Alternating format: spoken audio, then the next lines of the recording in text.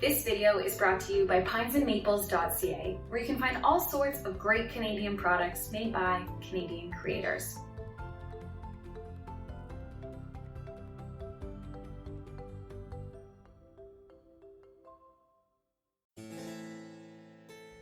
Like all countries that began as European colonies, Canada is filled with cities, regions, roads, and buildings named after once influential people whose stories Canadians have largely forgotten. The names of these places appear so frequently in conversation that we seldom pause to consider the lives and accomplishments of the nobles, saints, and explorers in whose honor they were given.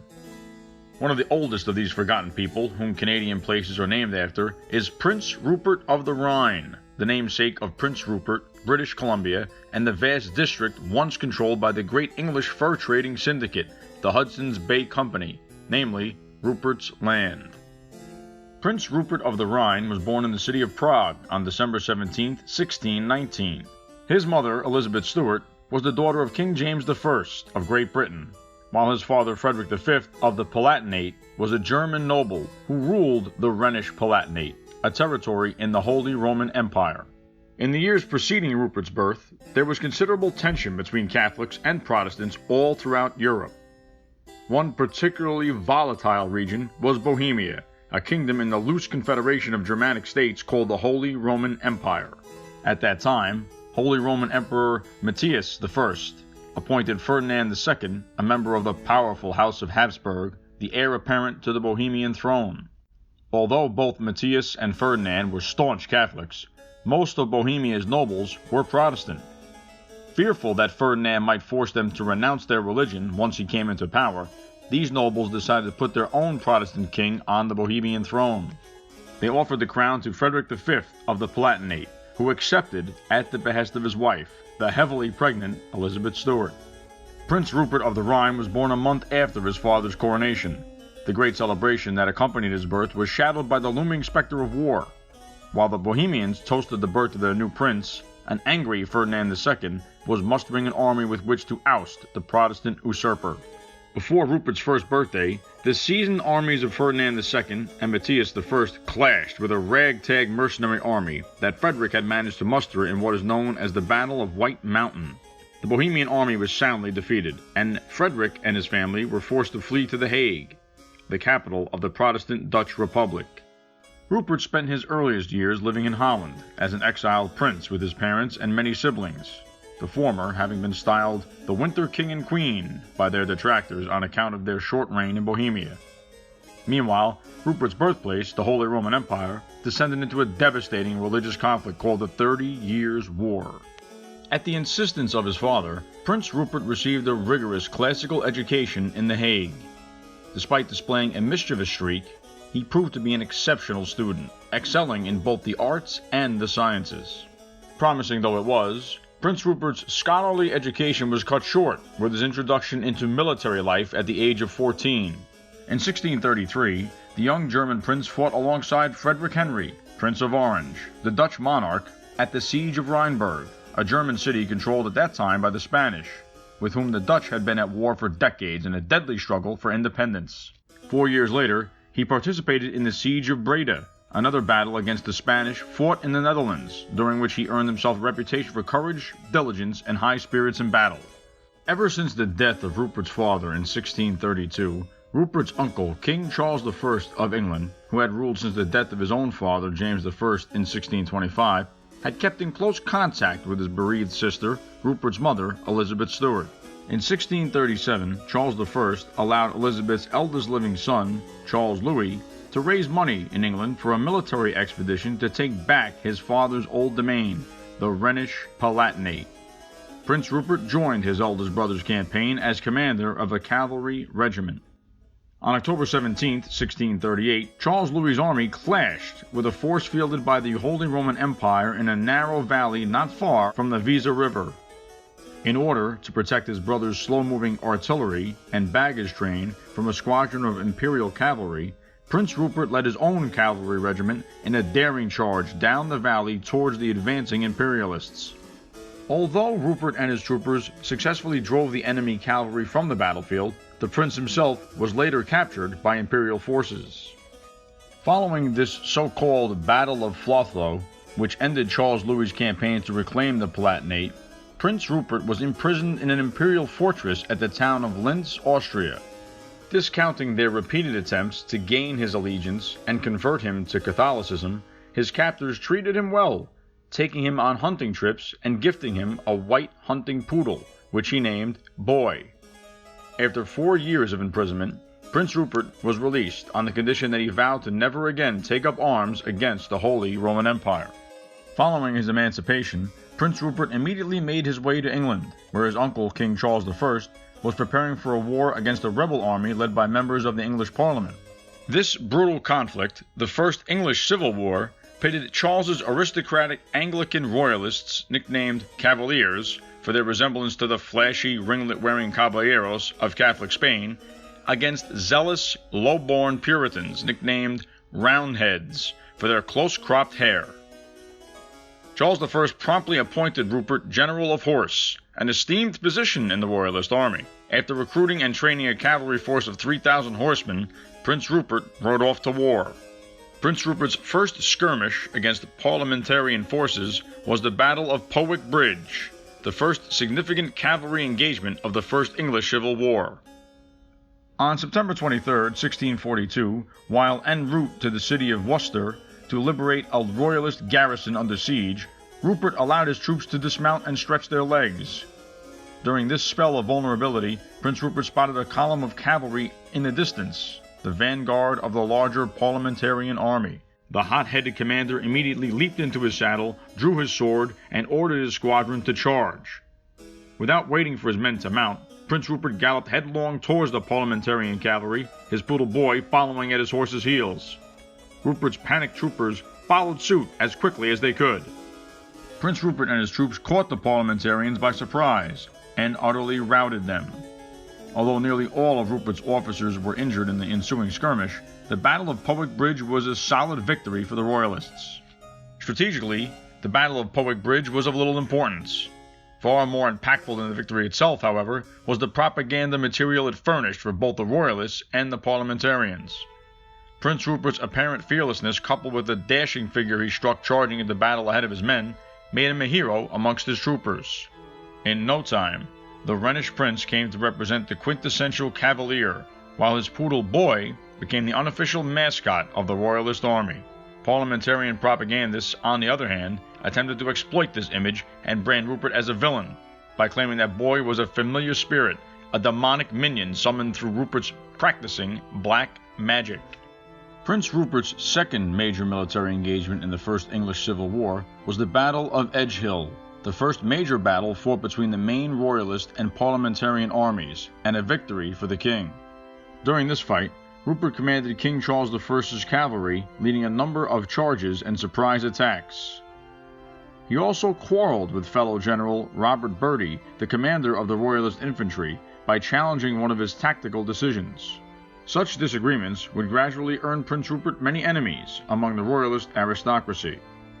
Prince Rupert won many more victories for the Royalists throughout the First English Civil War, making use of speed and surprise on the battlefield.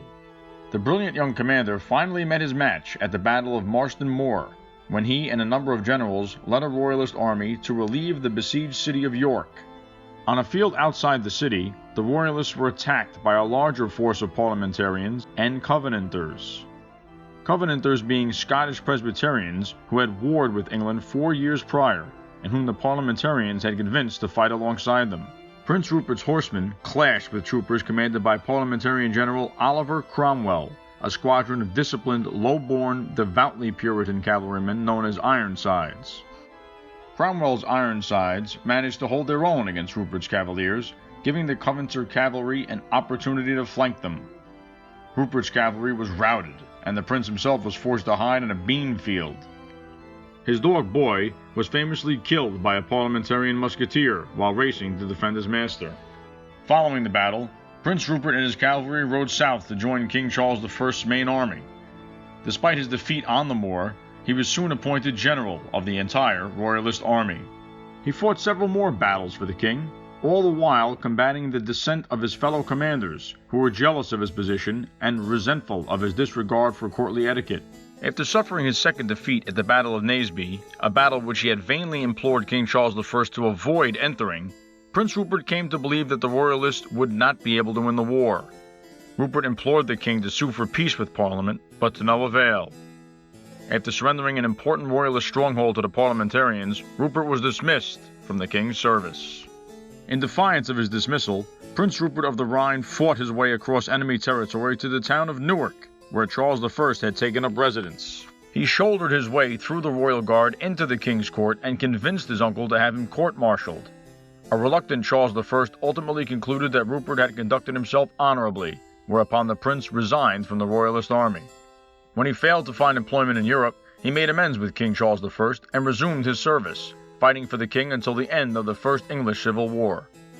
In the summer of 1646, when the parliamentarians finally seized power and captured King Charles I, Rupert was banished from England. The exiled Prince Rupert traveled to France, where he became a brigadier general in the army of young King Louis XIV. Under the command of a Gascon military commander, Rupert fought against the Spanish in what is known as the Franco-Spanish War, a consequence of France's involvement in the 30 Years' War. After successfully retaking a French fortress that the Spanish had occupied, Rupert's regiment was ambushed by a party of Spanish musketeers. Rupert was shot in the head while his commander was mortally wounded. Despite his serious injury, Rupert survived the ordeal and was allowed to recover in the exiled English court, which had taken up residence in the Palace of Saint-Germain, located a short ride from Paris. In 1648, the captive King Charles I convinced his old enemies, the Scottish Covenanters, to turn against their old allies, the parliamentarians, and invade England with the intention of restoring the monarchy. Thus, the Second English Civil War broke out. At the beginning of this conflict, many sailors of the parliamentarian navy mutinied against their officers and decided to fight for the king. Prince Rupert, now sufficiently recovered, became an officer of this new royalist navy and worked his way up the ranks until he became its admiral.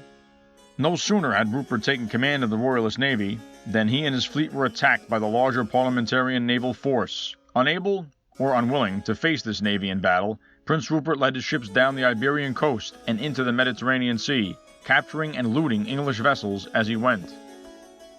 After evading his pursuers, Rupert sailed back through the Strait of Gibraltar, down the west coast of Africa, and across the Atlantic to the Caribbean, where he hoped to capture Spanish treasure with which to support a rescue effort for King Charles I. When the piracy expedition proved more disastrous than profitable, Rupert sailed back to the Old World, where he learned that the parliamentarians had beheaded King Charles I for high treason.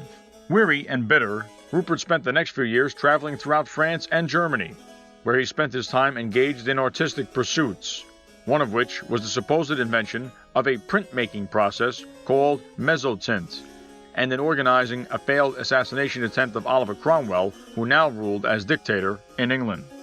In 1690, the late King Charles I's son, King Charles II, sailed to England with a royalist army and reclaimed the throne from the crumbling English Commonwealth that Cromwell had established. Cromwell himself had died of a kidney infection 2 years prior. Prince Rupert subsequently returned to England, and as a reward for the services he rendered to Charles I during the First English Civil War, was granted a large pension and high positions in Charles II's court and military. During Oliver Cromwell's reign, England had warred with its old Protestant ally, the Dutch Republic, which had become its trading rival in India. Although hostilities between the Dutch and English had ceased by the time Charles II came to power in England, both nations were still engaged in aggressive, mercantilist policies against one another.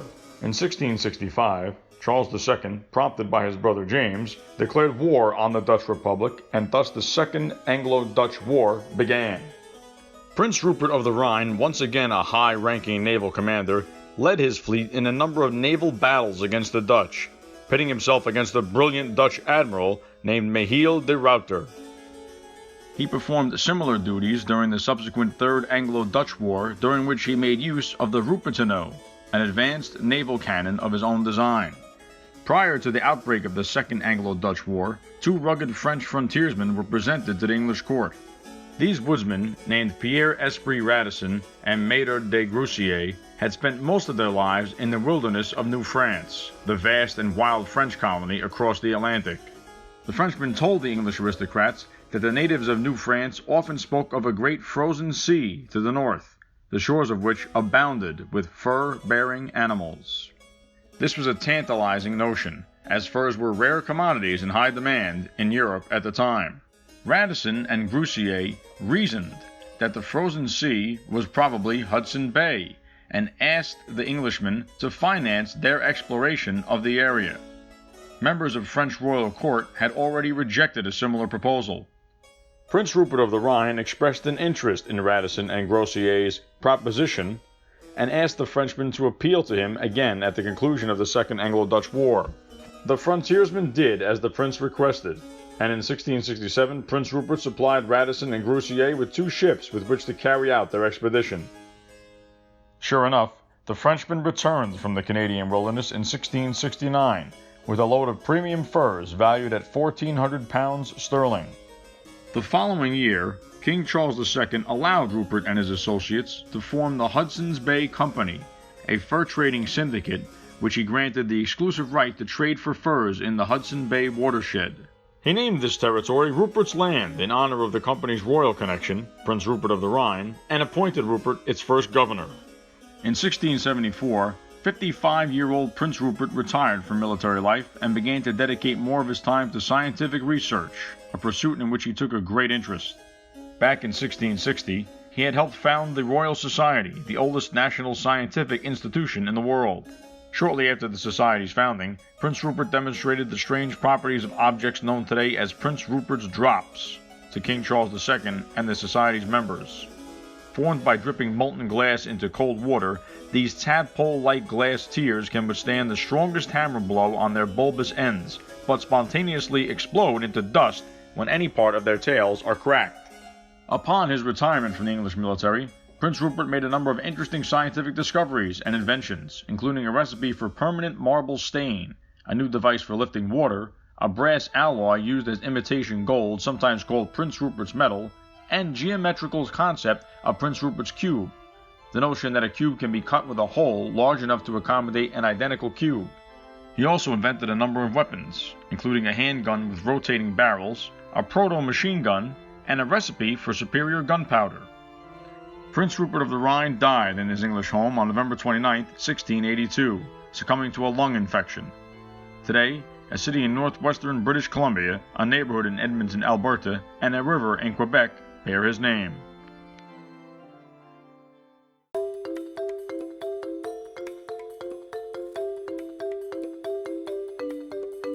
Thanks for watching. If you enjoyed this video, please check out our website, pinesandmaples.ca, where you can find all sorts of great Canadian products.